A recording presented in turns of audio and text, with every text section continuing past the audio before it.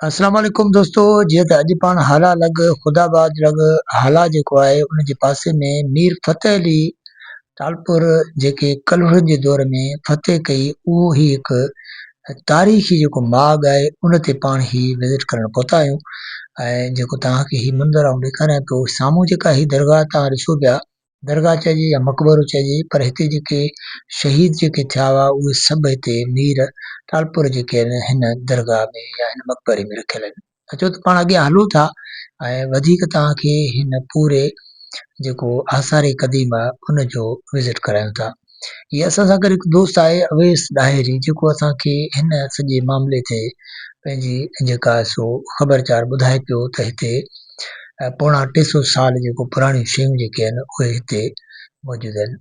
हाणे पाण हिन तरफ़ जेको साम्हूं हलूं था, हाणे पाण जेको हलूं पिया, ही साम्हूं जेके तव्हांखे मक़बरा नज़र जेके अचनि पिया, ही तव्हांखे ॾेखारियूं था। ही मीर फ़तेह अली जेको मीर फ़तेह अली जेको टालपुर हो, उन दौर जा जेके ही मीर आहिनि, जेको ही जेके मीर फ़तेह अली टालपुर जा जेके बाहुबली हुआ, ऐं हिननि खे जेको आहे सो कुझु महक़क़ जेके लिखनि था त मियां मीर बिजार या ॿिया जेके आहिनि उहे महक़क़ लिखनि था। वधीक जेको आहे सो हिन में जेको आहे इहा पाण खे ख़बर पए थी त ही मीर साहबनि जा जेके बाहुबली हुआ।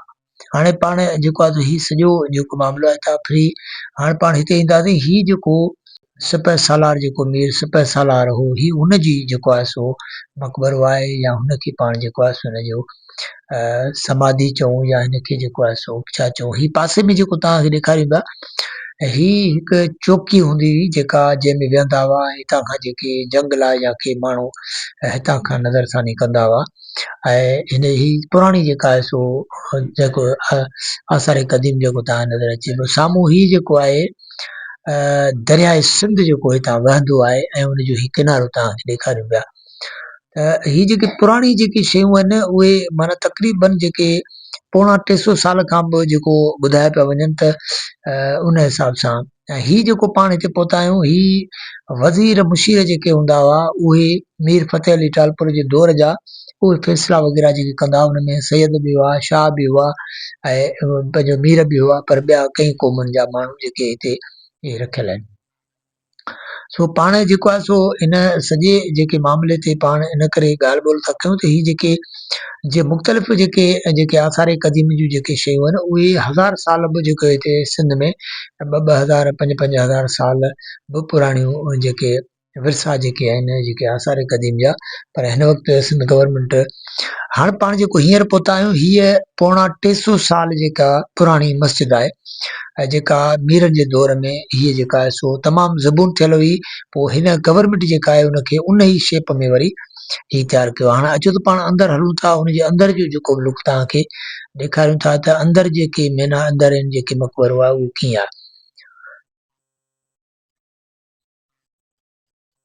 हाणे ही तव्हां ॾिसो, मथे बि तव्हां ॾिसंदो, अंदरि बि तव्हां ॾिसंदो, तव्हांखे हिन जो जेको आहे सो हिनजी जेका जड़ावत आहे, हिन ते जेका लिखाई आहे उहा ॾिसंदो त केॾी त ज़बरदस्त आहे। ऐं अॼु जे दौर में आउं सम्झां थो अहिड़ा कारीगर बि कोन हूंदा। त हिकिड़े आउं सम्झां थो त ही जेका आहे सो वॾी कारीगरी हुन टाइम हूंदी हुई। पोणा 200 साल पुराणी मस्जिद, ऐं हिन मस्जिद में जमायत बि थिए थी, जुमे जी नमाज़ बि थिए थी ऐं 5 वक़्त नमाज़ पढ़ी वेंदी आहे। 5 वक़्त हिनखे हिन में आज़ान बि ॾिनी वेंदी आहे। ऐं जॾहिं त जेको आहे सो माशाअल्लाह तव्हां ॾिसंदो थी उन दौर जी मस्जिद तव्हांखे जेको आहे सो नज़र अचे पई। सो इन करे ही जेको आहे असां तव्हांखे आसार क़दीम ॾेखारियूं पिया त सिंध में कई अहिड़ियूं जेको आहे सो आसार क़दीम जेके मक़बरा ऐं मस्जिदूं ऐं जेको कुबा ऐं तमामु जेको आहे सो शयूं मौजूदु आहिनि। ऐं उन्हनि खे सिंध गवर्नमेंट जेको आहे पाण जेको आहे रिनोवेट कराए पई। ऐं जेको आहे सो पहिरां ही वफ़ाक गवर्नमेंट हवाले हुई, हाणे सिंध गवर्नमेंट हुनजी निगरानी करे पई, हुन ते ही सॼो जेको ख़र्च वग़ैरह करे पई सिंध गवर्नमेंट। हिन में कई माण्हू हिते रखियल आहिनि जेके हिननि जा चौकीदार बि आहिनि, ॿिया जेके संभालींदड़ आहिनि।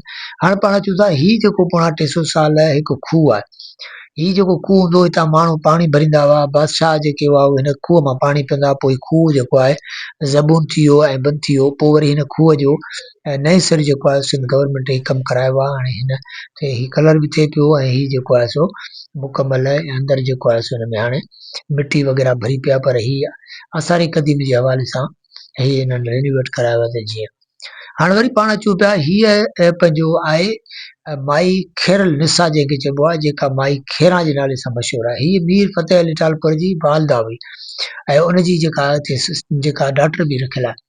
त हाणे तव्हांखे ॿुधायूं था त हीअ उहा माई आहे खेर निसा आहे जंहिंजी मस्जिद नसरपुर शहर में ॿुधाई पई वञे। पर हिन वक़्तु हुन मस्जिद जो असांखे किथे आसार नथो नज़र अचे, पर के मौक़िक़ लिखनि था त उहा मस्जिद हिन वक़्तु ॿिए कंहिं मसलक वारनि वटि आहे। तंहिं करे हाणे जेको आहे सो पाण हिन सॼे मामले ते तव्हांखे सॼी शइ ॿुधाईसीं त ही हाला लॻ जेको आहे सो ख़ुदाबाद वटि जेको ही आसार क़दीम जा मक़बरा आहिनि जेके पाण ॾिठासीं। तमामु दोस्तनि जी महिरबानी जिन मूंखे ॿुधो। ऐं हाणे वरी कंहिं नए टॉपिक ते तव्हां सां ज़रूरु मुलाक़ात थींदी। तेसि ताणी ॾींदो कैमरामैन ज़ोएब अली परियाणे मोहम्मद इसाक़ परियाणे खे इजाज़त। इंशाअल्लाह वरी कंहिं नए टॉपिक ते तव्हां सां ज़रूरु मुलाक़ात थींदी। मुंहिंजे फेसबुक खे फॉलो कंदा ऐं यूट्यूब चैनल MIP ब्लॉगर खे सब्सक्राइब कंदा।